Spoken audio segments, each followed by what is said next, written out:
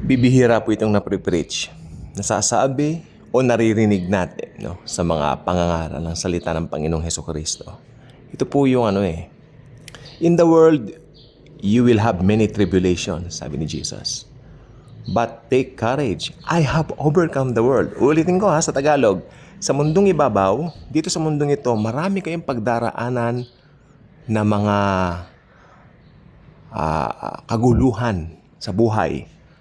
Pero magalak kayo, napagtagumpayan ko na ang mundo. Tignan niyo yung salita na ginamit. Hindi niya sinabi na, in the world, you will have many tribulations, but rejoice because you will overcome. Hindi po ganun ang sinabi niya. Hindi niya sinabing you will overcome the world. Because never we can overcome it in the first place. Kaya ang sabi ni Jesus, in the world, you will have troubles, tribulations. But take courage, sabi niya.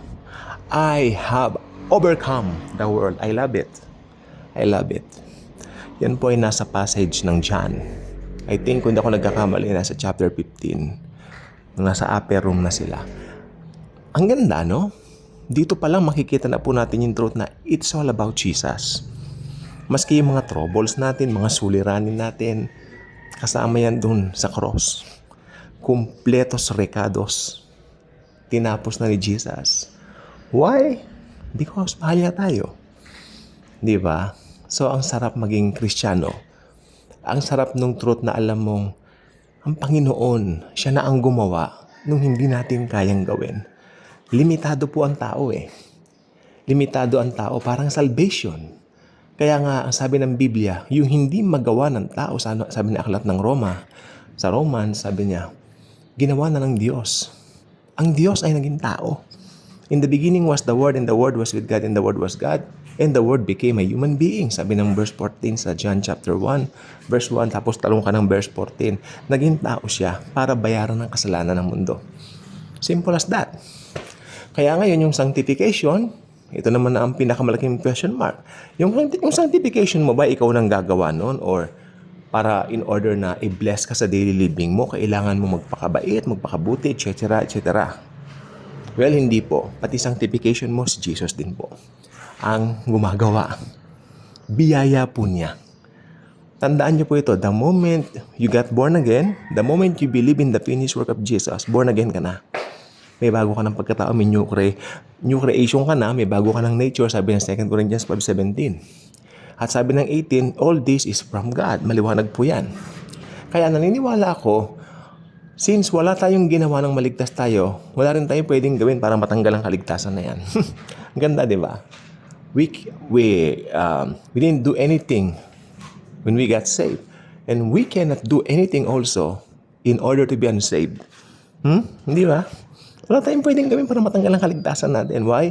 Sapagkat wala tayong ginawa para maligtas din tayo. It's all about the Lord Jesus Christ Himself, His person. So, I hope habang tumatagal tayo sa mundong ibabaw, ma-realize natin yung, sandali lang.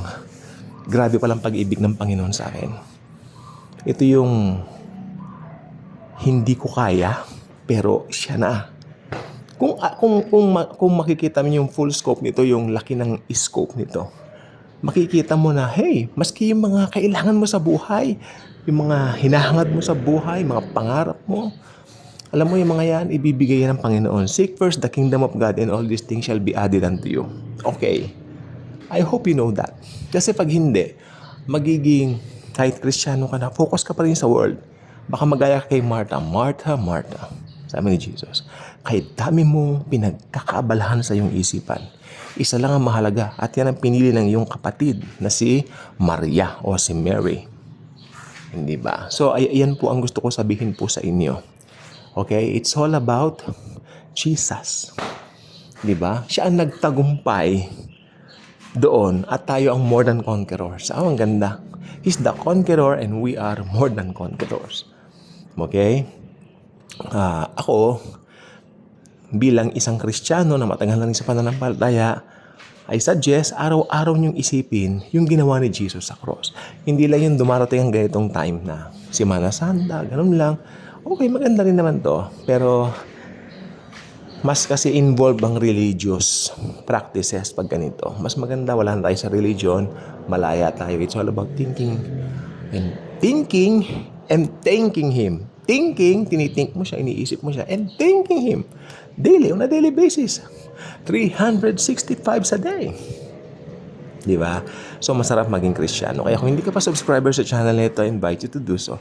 Click the notification bell, share this video, share the love and the wonderful love of the Savior, the Lord Jesus Christ Himself. Thank you, and as always and forever, Jesus truly loves us all.